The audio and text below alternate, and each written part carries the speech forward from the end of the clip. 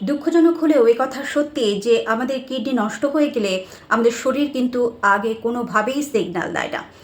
অর্থাৎ কিডনি একদিনে নষ্ট হয় না। এটার পেছনে রয়েছে আমাদের দীর্ঘদিনের স্বাস্থ্যগত ঝুঁকি, কিছু ভুল অভ্যাস এবং কিছু ভুল খাদ্য নির্বাচন। আজকের ভিডিওতে আমরা জানবো কিডনি ড্যামেজের পেছনে কোন কারণগুলো বিশেষত দায়ী। ডায়াবেটিস মেলাইটাস, যাদের আনকন্ট্রোল থাকে ব্লাড সুগার লেভেল এবং দীর্ঘমেয়াদী, তাহলে তাদের কিডনি ড্যামেজ হওয়ার সম্ভাবনা অনেক গুণে বেড়ে যায়। যাদের হাইপারটেনশন রয়েছে, সেক্ষেত্রেও কিন্তু কিডনির যে ব্লাড ভেসেলগুলো রয়েছে সেগুলো ক্ষতিগ্রস্ত হয়।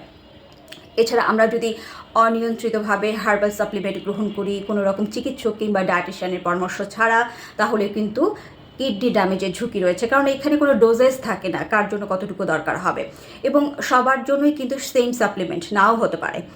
এছাড়া আমরা যদি অতিরিক্ত সল্টি খাবার এবং প্রসেসড খাবার যদি খাওয়ার অভ্যেস থাকে, যদি অতিরিক্ত chips, instant noodles, nugget, sausages এবং ফাস্ট ফুড অতিমাত্রায়, সফট ড্রিঙ্ক বা কোলা জাতীয় যে ড্রিঙ্কগুলো রয়েছে সেগুলোও কিন্তু দীর্ঘমেয়াদী খেলে কিডনি ড্যামেজের সম্ভাবনা অনেক গুণে বেড়ে যায়।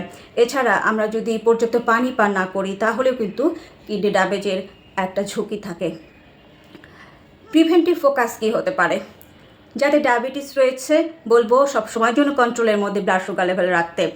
যারা ওভারওয়েট আছেন, অবশ্যই ওয়েট লস বা ওয়েট কন্ট্রোল যদি আপনি করেন, একজন পরামর্শক যে ডায়েটিশিয়ান রয়েছে আপনার পছন্দ মতো যে কোনো ডায়েটিশিয়ানের কাছে আপনি আপনার এক্সপেক্টেড বডি ওয়েট যাতে আসে সেই চেষ্টা করতে হবে।